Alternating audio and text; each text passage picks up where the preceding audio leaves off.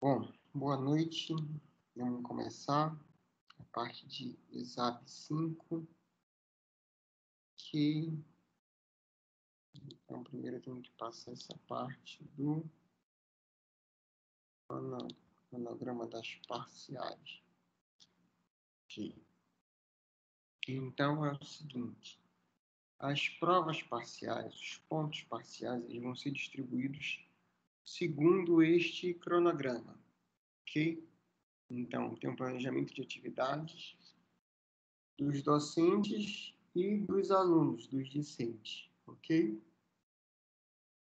Então, para a primeira avaliação parcial, no nível 2, que é essa disciplina que nós estamos, a aula modelo professor, ANP, até o dia da aula, o aluno tem que acessar todos os materiais das unidades e postado pelos professores até o dia da aula. Quem fizer isso regularmente já ganhou 300 pontos na avaliação parcial, ok? Até o dia 25/9, vai ganhar 200 pontos quem fizer o desafio nota máxima e alcançar, no mínimo, 1.500 pontos. Tá?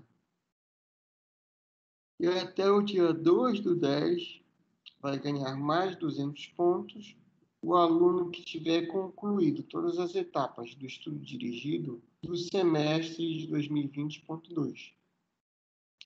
Observação: para os alunos que já tiverem concluído todos os EDs, o professor irá atribuir a nota de acordo com o desafio nota máxima, se o aluno tiver a nota maior que 1.500 pontos.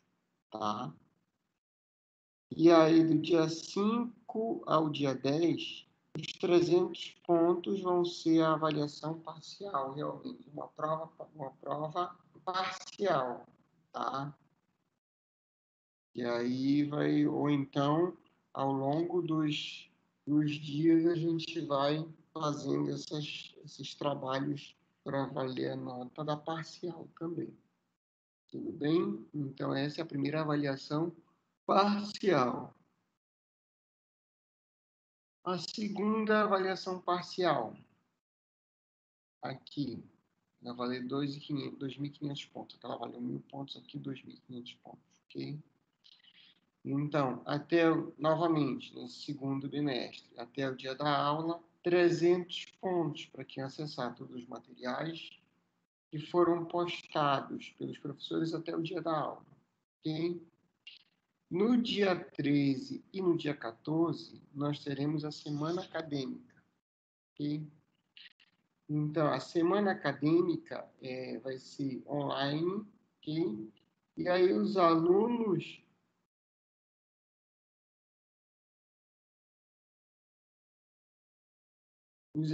terão que assistir no mínimo 2 palestras e enviar o relatório, que a gente vai definir como é que vai ser enviado esse relatório, ok?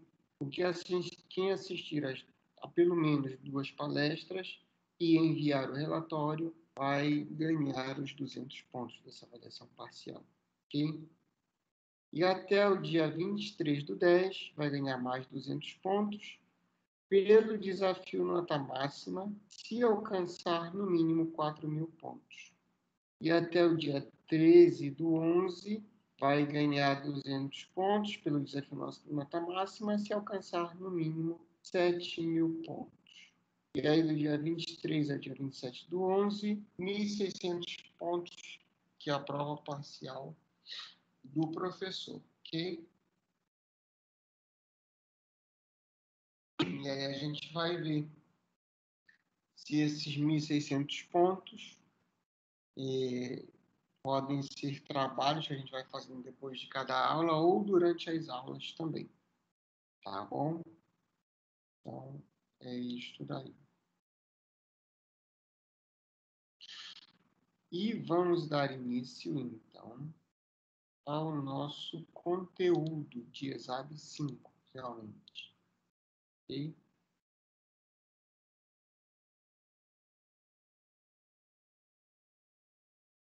Então, no conteúdo de ESAB 5, a gente vai aprofundar mais em algumas questões cirúrgicas, E relembrar também, por que não, algumas questões também da parte da cirurgia.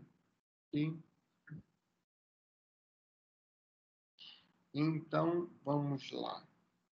E pegar aqui, compartilhar a tela.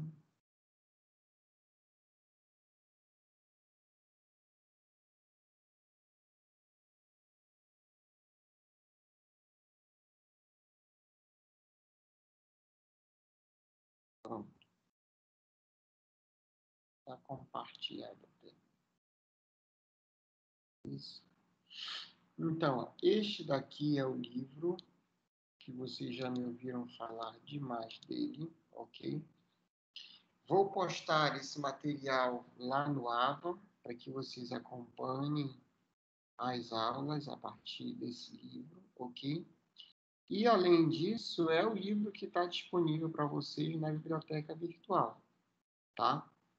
Então, tem acesso também a esse livro pela biblioteca virtual.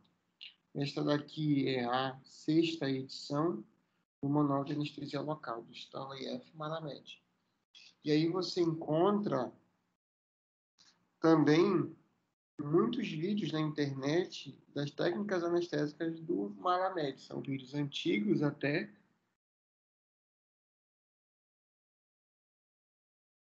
mas que dá para ser usado até hoje, ok? Então, a gente vai começar hoje com esse manual de anestesia local. Vamos chegar lá, a parte de neurofisiologia, para a gente começar a entender esses anestésicos locais. Ok? Então,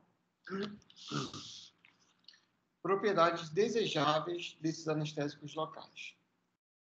Então, olha a informação que vem aí. A anestesia local, ela foi definida como uma perda da sensação em uma área circunscrita do corpo, causada pela depressão da excitação das terminações nervosas ou pela inibição do processo de condução dos nervos periféricos. Uma característica importante da anestesia local é a produção da perda de sensibilidade sem indução da perda de consciência. Nesta área principal, a anestesia local difere drasticamente da anestesia geral. Então, a gente tem a vantagem de que a anestesia local ela atua circunscrita a um tecido ou alguns tecidos, mas ela atua circunscrita a um local. Ela não necessariamente, ela não vai induzir a pessoa a uma anestesia geral, a uma perda de consciência realmente. Muitos métodos são usados para induzir a anestesia local. Então, trauma mecânico, como a compressão dos tecidos, a gente até utiliza esse trauma mecânico para fazer a compressão dos tecidos na região palatina, para minimizar a dor da puntura durante a injeção do nervo nasopalatino. Então, esse seria uma forma de induzir anestesia local. Por baixas temperaturas também, né? Quando a gente aplica gelo a algum local, esse local, gelo intensamente nesse local, esse local tende a ficar dormente, popularmente, como a gente fala, ou sem sensibilidade, né? Quando a gente retira o oxigênio do local ou induz a ausência de oxigênio no local, ou seja, uma anóxia, com irritantes químicos também, porque os irritantes químicos, eles são normalmente esses agentes neurolíticos, como álcool ou fenol, ok? Que vão degradar a bainha de mielina dos nervos, impedindo então a condução do estímulo saltatório. Ou mesmo os agentes químicos também, nesse caso mais especificamente, os anestésicos locais, que é o alvo do nosso estudo.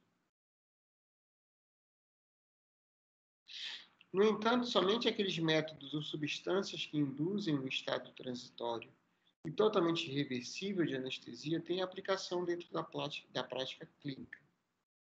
Encontram-se a seguir propriedades consideradas as mais desejáveis de um anestésico local ideal. Tá? Então, o anestésico local ideal deveria preencher todos esses requisitos.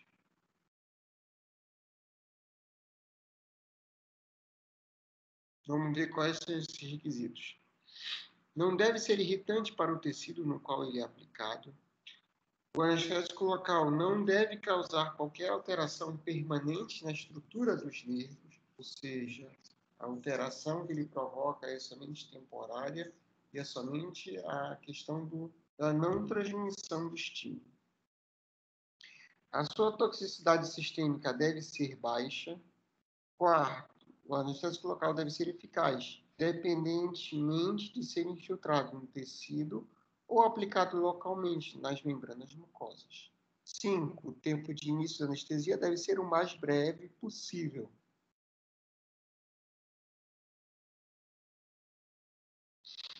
A duração de ação deve ser longa o suficiente para possibilitar que se complete o procedimento, porém não tão longa que exija uma recuperação prolongada também.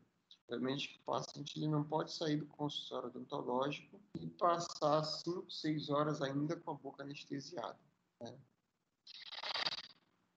A maioria dos anestésicos locais discutidos nessa sessão satisfaz os dois primeiros critérios, que são, então, os anestésicos locais são relativamente não irritantes para os tecidos e completamente reversíveis, né? Já a toxicidade sistêmica é fundamental porque todos os anestésicos locais injetáveis e a maioria também dos anestésicos tópicos são finalmente absorvidos de seu local de administração para o sistema cardiovascular. Então, existe uma certa toxicidade, por isso o risco das anestesias. A toxicidade potencial de uma droga é um fator importante em sua consideração para a escolha do anestésico local. A toxicidade varia muito entre os anestésicos locais atualmente em uso.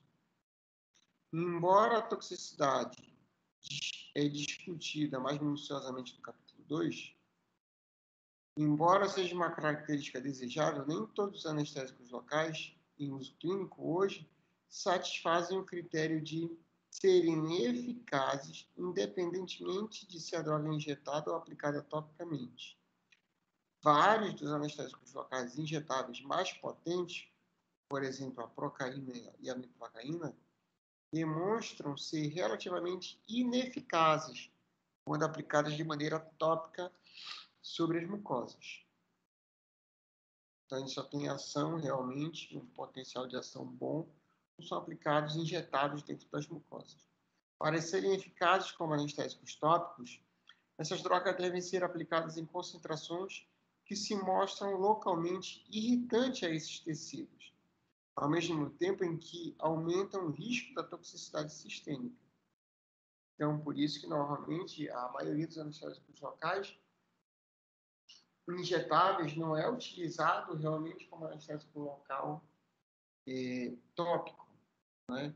Porque para ele ter uma efetividade de anestesia quando aplicado de forma tópica, ele teria que ser construído com uma concentração muito maior, e essa concentração muito maior ia levar à irritação dos tecidos e aumentar a toxicidade também desse produto. Por isso que são poucos anestésicos locais injetáveis só a lidocaína, que é utilizado como anestésico local tópico. Outro anestésico local tópico que se utiliza é a benzocaína, que não é utilizada como anestésico local injetável. A diclonina, um anestésico tópico potente, não é administrada por injeção, por causa de suas propriedades irritantes aos tecidos. Por outro lado, a lidocaína e a tetracaína são anestésicos eficazes, quando administrados por injeção, ou mesmo sob aplicação tópica em concentrações clinicamente aceitáveis.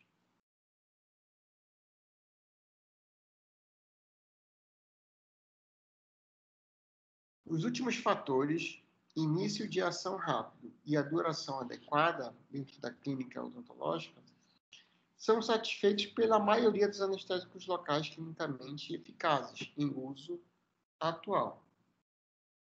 A duração clínica de ação varia consideravelmente entre as drogas e também entre as diferentes preparações da mesma droga.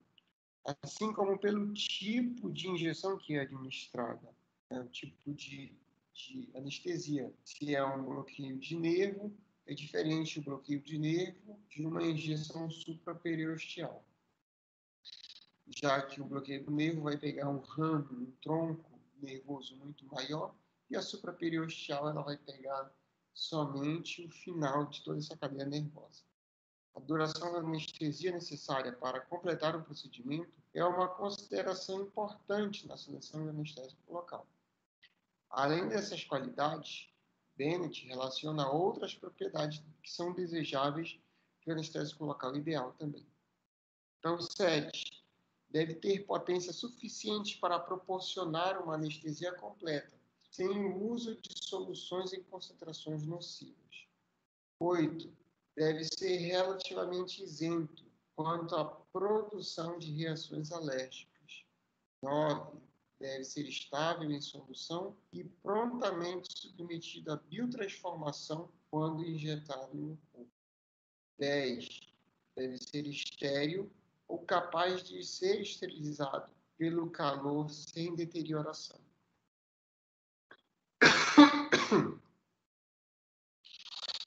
Então, disso tudo a gente pode concluir que nenhum anestésico local em uso atualmente satisfaz 100% desses critérios. Entretanto, todos os anestésicos realmente satisfazem a maioria deles. As pesquisas continuam no sentido de produzir novas drogas que possuam um máximo de fatores desejáveis e um mínimo de fatores negativos. E aí depois a gente vai para o próximo tópico, fundamentos da geração e da transmissão do impulso nervoso. Então, a descoberta no final do século XIX de um grupo de substâncias químicas que era capaz de prevenir a dor sem induzir a perda de consciência foi um dos principais passos no avanço da medicina e da odontologia. Pela primeira vez, procedimentos médicos e odontológicos podiam ser realizados com facilidade e, o mais importante para aquela época, sem dor. Fator virtualmente admitido pelos profissionais médicos e cirurgiões dentistas contemporâneos e por seus pacientes. O conceito por trás das ações dos anestésicos locais é muito simples. Eles impedem a geração e a condução desse impulso nervoso. Então, na realidade, os anestésicos locais estabelecem um bloqueio da via química entre a origem do impulso, por exemplo, uma lesão do tecido, por exemplo, uma incisão, do bisturi, a diérese, o afastamento dos tecidos. Então, ela vai bloquear essa via química entre a origem do impulso, lá no tecido, na periferia, e a porção do sistema nervoso central, lá o cérebro, que iria decodificar este impulso. Portanto, o impulso abortado, pedido de chegar ao cérebro, não pode ser interpretado como dor pelo paciente. Isso é semelhante ao efeito de acender o pavio de uma vareta de dinamite. O pavio é tão somente um nervo, enquanto que a dinamite é o cérebro. Então, se a gente pega o pavio, se esse pavio ele for aceso e a chama chegar à dinamite, ocorrerá uma explosão. Seria traduzido aqui para a gente como dor. Quando o nervo é estimulado, o impulso é propagado e interpretado como dor quando chega ao cérebro. Então, se o pavio for aceso, mas for colocado, por exemplo, uma água, e nesse nosso caso, essa água seria o anestésico local, em algum ponto entre a extremidade do pavio e a dinamite, que seria o cérebro, o pavio vai continuar queimando até um ponto em que a aplicação da água e a chama se apagará. A dinamite, então, não vai explodir, porque não chegou nenhum estímulo, não chegou nenhum impulso nervoso, não chegou nenhuma informação. Quando o anestésico local é colocado em algum ponto entre o estímulo doloroso, por exemplo, a broca, e o cérebro, o impulso nervoso ainda é propagado e segue até o ponto de aplicação do anestésico local. E então, entre aspas, morre, jamais chegando à dinamite, ou seja, ao cérebro desse paciente. Então, ele utilizou aqui as figuras, né? Figura 1.1, o pavio está aceso e quando a chama chega a dinamite ocorre uma explosão. E aí isso daí para a gente entender é a dor, né? A chama seria a transmissão, seria um impulso nervoso caminhando pelo pavio e o pavio seria a nossa via nervosa. Oi, alô? Oi, Fábio. Tudo jóia? Tá sozinho aí, não? Estou sozinho. Sério? Sério, né? Estou continuando, estou dando aula. Tá. Tô gravando. Então, eu falei com o Cadu hoje, ele acha que essa primeira semana, essas turmas meio fora da doca, a galera vai estar meio perdida. Eu vou dar um reforço lá no link, lá no grupo de representantes. Tá, beleza. Tá? Beleza, então. Esperar mais 10 minutinhos então, antes de continuar, mas eu já tinha iniciado, tá? Tá bom, então. Valeu.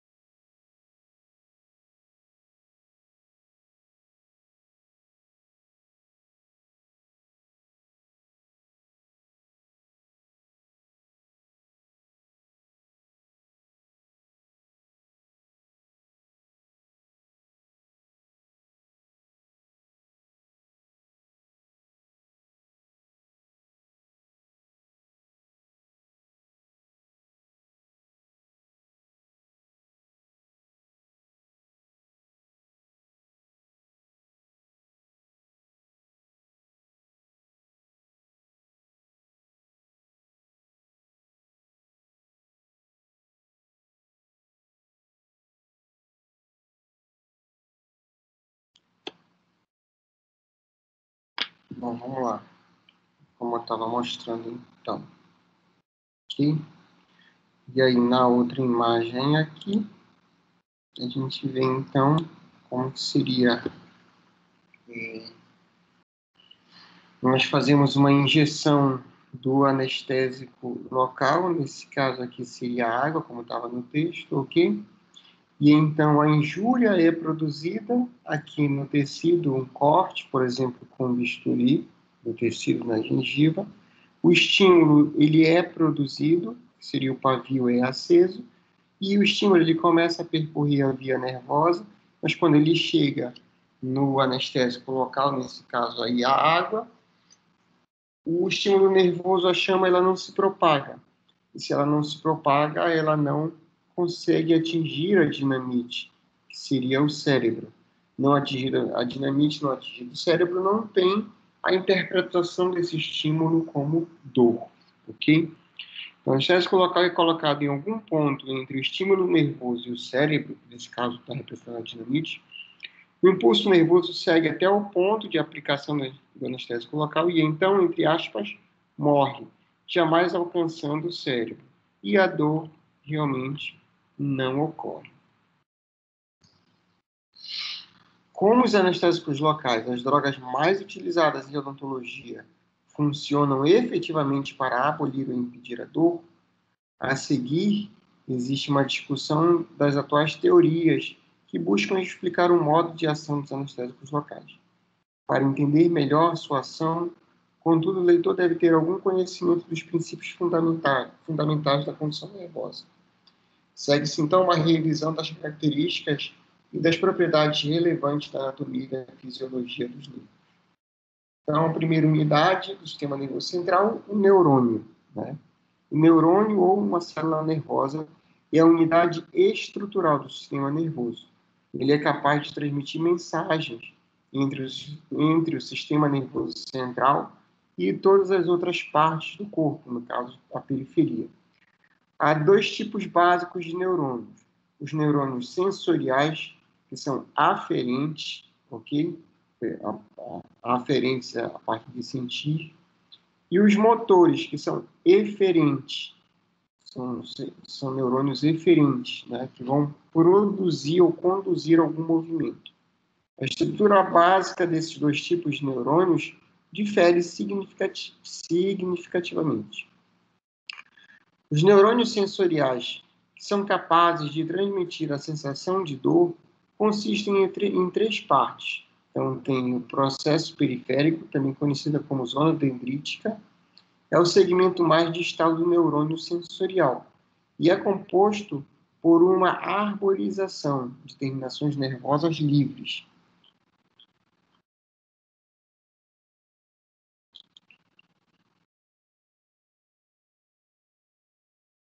Terminações nervosas livres que respondem à estimulação produzida nos tecidos em que se encontram, provocando um impulso que é transmitido centralmente ao longo do axônio. Então, na figura 1.3, a gente tem em A o neurônio motor multipolar, aqui nesse caso, o neurônio motor multipolar, ok?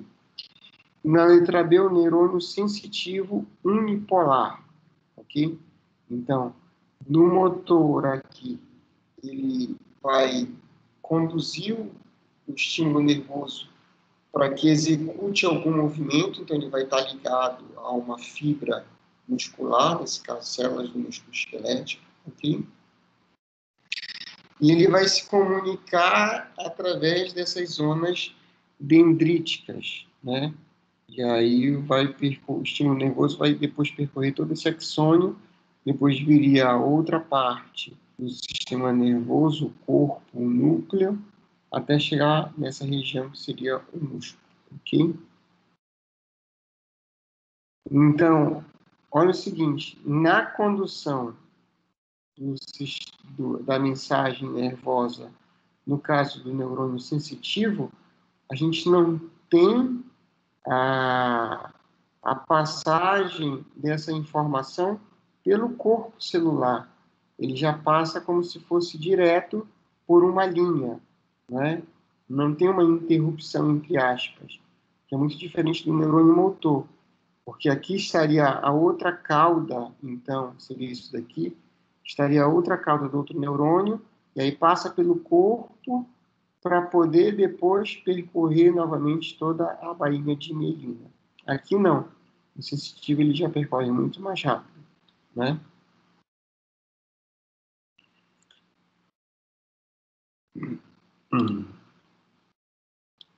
Então, a letra aqui fica melhor. Então, o axônio é uma estrutura fina semelhante a um cabo, que pode ser muito longa. O axônio da lula gigante foi medido como tendo de 100 a 200 centímetros. Em sua extremidade mesial, ou central, há uma arborização semelhante àquela vista do processo periférico. Entretanto, nesse caso, a arborização faz sinapse com diversos núcleos do sistema nervoso central, para distribuir os impulsos que chegam sensoriais em seus locais apropriados, dentro do sistema nervoso central para a interpretação. O corpo celular é a terceira parte do neurônio. No neurônio sensorial aqui descrito, o corpo celular está localizado a alguma distância do axônio, a principal via de transmissão desse impulso nervoso. O corpo celular do nervo sensorial, portanto, não está envolvido no processo de transmissão desse impulso, sendo sua função primária somente proporcionar suporte metabólico vital para o neurônio inteiro. Okay? As células nervosas que conduzem impulsos do sistema nervoso central para a periferia são chamados, então, de neurônios motores, e são estruturalmente diferentes dos neurônios sensoriais descritos anteriormente, a gente já viu lá na imagem, pois o seu corpo celular fica interposto entre o axônio e os dendritos. Então, nesses neurônios motores, o corpo celular não somente é componente integrante do sistema de transmissão de impulsos, ou seja, esse impulso vai ter que passar pelo corpo celular, que não acontece, como a gente já viu, nos neurônios sensitivos, mas também proporciona suporte metabólico igual ao neurônio sensitivo. Perto de sua terminação, o axônio ramifica com cada ramo, finalizando como terminação bulbosa do axônio, ou um botão. As terminações do axônio fazem sinapses, então, com as células musculares. O axônio, realmente, agora. A fibra nervosa única, o axônio, é um longo cilindro de citoplasma neural, que é chamado de axoplasma, envolto por uma bainha fina à membrana nervosa, ou chamada de axolema. Os neurônios têm um corpo celular e um núcleo, como todas as outras células do nosso corpo. Entretanto, diferem das outras células por terem um processo axonal, do qual o corpo celular pode estar a uma considerável distância. O axoplasma, uma substância gelatinosa, é separado dos líquidos extracelulares por uma membrana nervosa contínua. Em alguns nervos, a própria membrana é coberta por uma camada isolante de mielina, que é rica em lipídios. Atualmente, considera-se que a excitabilidade e a condução dos nervos sensitivos são atribuídos a alterações que se desenvolvem no interior dessa membrana nervosa.